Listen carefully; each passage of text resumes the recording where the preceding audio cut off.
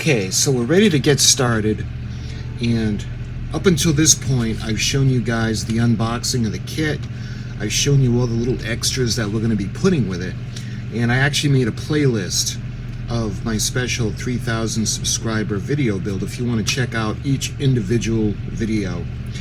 But what I want to focus on now is we've got the parts, and those of you that have had this kit, you can relate to what I'm saying. It's kind of like a film or a residue that it has in the box, and as a result the instructions were discolored, and I think it's because of all of the release agent that was on here, as well as, don't forget, this is from 1979, so this has been around a really long time. But everything in the box had this kind of like a residue on it, and I don't know if that's how, well, we'll see if the colors lighten up when we wash it. But we're gonna go ahead and we're gonna wash everything in hot soapy water and get them out of the original bags that they came in, just because these the release agent, everything has like a film on it and nothing is going to stick to it. None of the primer or the paint. The first thing we got to do is clean it. But what I want to go over with you before we do that is I want to show you guys the lighting plan that I came up with. I like to do a lighting plan on all my projects just to kind of give me an idea of what I'm going to work off of, like the base plan. And this is going to be for the Star Trek The Motion Picture lighting plan, the way she appeared on screen. And excuse my scribbles, my little attempts at drawing the Enterprise. Let me show you what I plan to do. On the port side, you can see, just like she appeared in Star Trek The Motion Picture, we're going to be lighting the saucer pylons, and those were lights that were illuminating the next section. Also, the nacelle pylon lights, because the nacelle pylons were lit at the base, and there was a light washing up on top of it, as well as the top navigational beacons that are on top of the nacelles. They were actually blue, and what's nice about the parts that we got, they actually have the areas where we can just put the bulbs in, and they even have the lenses, the blue lights. When it comes to the rest of the nacelles, we're going to be removing the section, and I got that down here to show you guys. We're going to have to remove all the panels, all the chiller grills, and the sections of all four halves of the nacelles, and we can install the aftermarket parts with the higher detail. And I'm thinking of using an LED tape in the nacelles. And again, this plan is tentative. We can make adjustments as we go along, but for a base plan, that's what we need to do. And looking at the starboard side of the ship, again, the saucer pylon lights, there's going to be one on either side. We've got the nacelle pylon lights, and I'm not sure if I'm going to do an inner one or not. On the 1/350 scale Enterprise refit we're doing, I put one on the inside as well. But with this kit, it's not as big, so I don't know. We'll see, because the lights that we can use don't take up a lot of room. Anyway, we'll see. And again, we got the navigational beacons on top, the blue lights. Moving over to the front of the ship, we have the deflector dish, and that's of course going to be blue. I was thinking of making a change from blue to yellow, but this is only going to be blue. And we have the registry lights that we're going to put on the saucer section, like that run up along the sensor dome on the bottom, kind of like what we did for the Titan and for the U.S.S. Reliant. And again, we're going to be lighting there's going to be a little beacon on top of the bridge area. The bridge itself is not lit on the refit, and on the bottom the sensor dome is not lit either, but the areas around the sensor dome will be lit, as you can see in the illustration on the box. And we move over to the navigational beacons on the saucer section, and the ones that we're going to point out on top, on the tops of either side, on port and starboard, on the top of the primary hull and on the bottom, those are green and red. the beacons and they're going to flash. And we've got the navigational strobes as well that are going to be white. And there's going to be one at the front on the bottom of the primary hull. There's going to be one at the front on the top, and there's going to be one right where the bridge area is. I should point out also that there's a, where's my pen?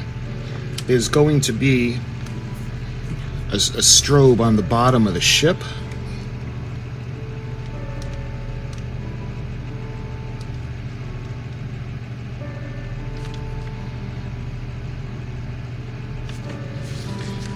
There's going to be a strobe on the bottom. I think it's going to be around the belly of the ship, underneath the secondary hull. And we're going to see about lighting the impulse engines and the impulse crystal. But the plastic is so thick, I don't know if I'll be able to do that. And I don't have the aftermarket part for the crystal, the impulse decks. I was thinking about it, but I don't know. We'll see on that, because I don't want to end up mutilating the kit. But that'll be in the maybe file, and again, we can always go back and we can always modify the plans. And I should point out that we're going to be lighting around the Sensidome.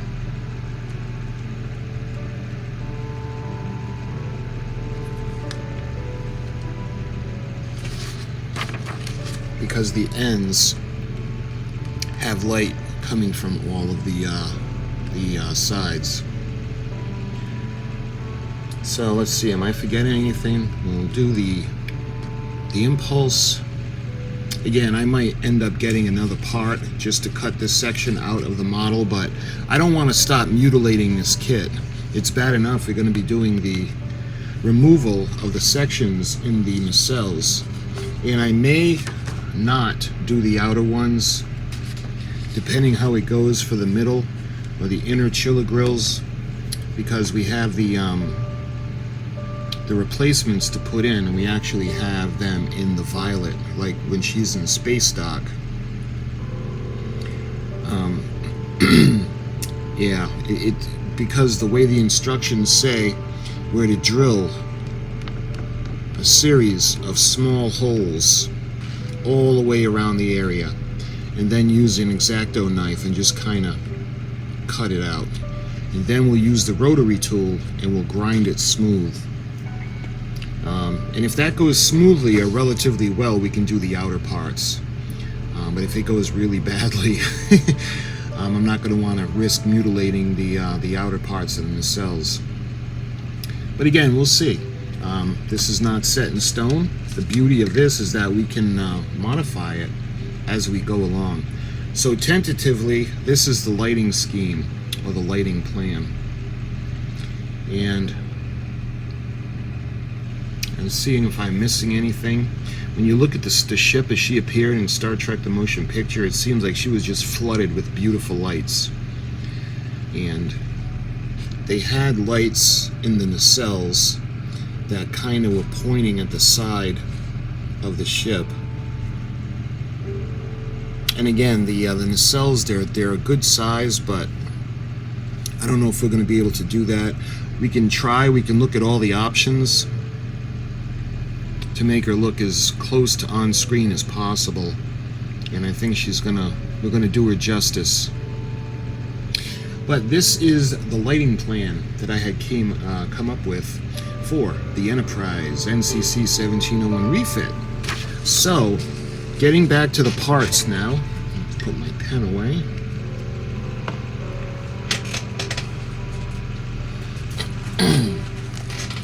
Again, there's like a residual kind of film that's permeating through the box, and you can feel it on the outside of the plastic bags. It's really, there's like an oily, filmy residue.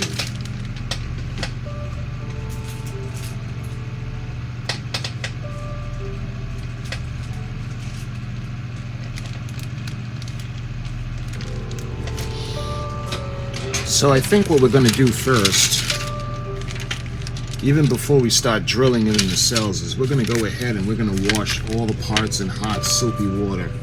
Because even handling the bag, I can feel the residue, the oily kind of feeling. And again, look how great everything was molded. Look how strong that is. This is like 1/8 of an inch thick, and it's very rigid. But this is from 1979, and I don't know how this is gonna hold up.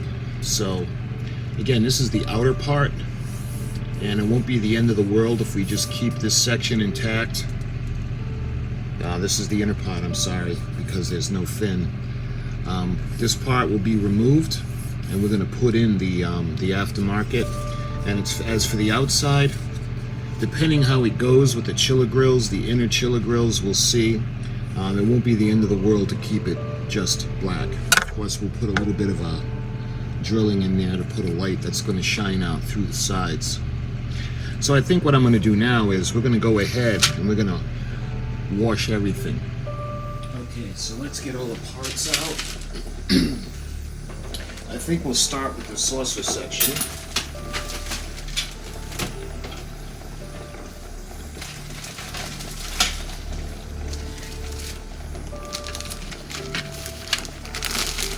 Again, we'll get it out of the old 1979 bags and we'll put it into the hot soapy water.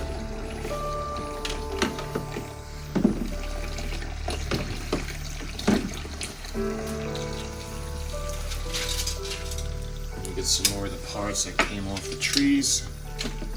And just kind of put everything in and let it soak.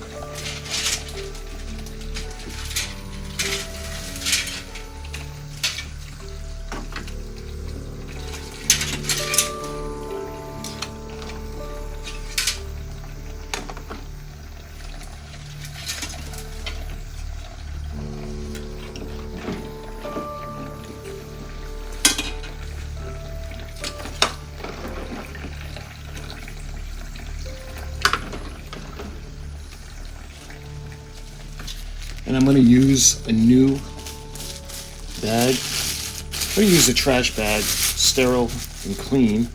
Well, maybe not sterile, but clean and free of residual film. And I'll just put everything on top and we can keep that in the box. So I can't tell if it's actually lightening up in color or if it's because it's a different lighting, because it almost had like a yellowish kind of color to it. But now when we rinse it off, if you can see, it looks almost like back to its white. Alright, so that looks good. I think that looks clean. Let's put that to the side. Let's do the tree.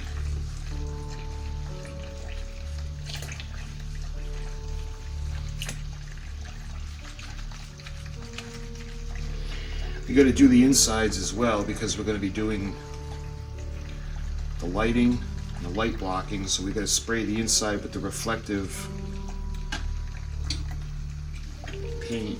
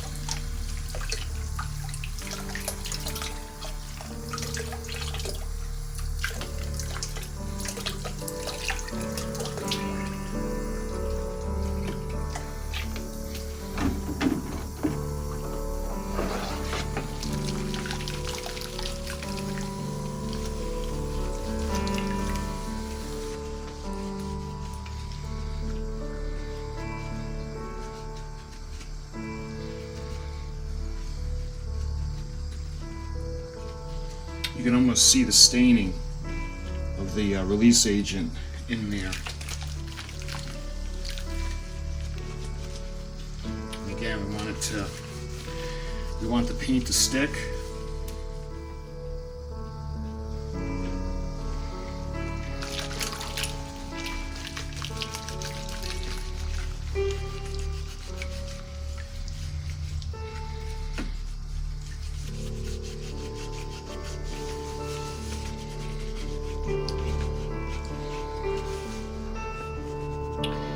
Okay, so as you can see, all the parts are nice and clean, and they actually look a little bit whiter than they did when we took it out of the box.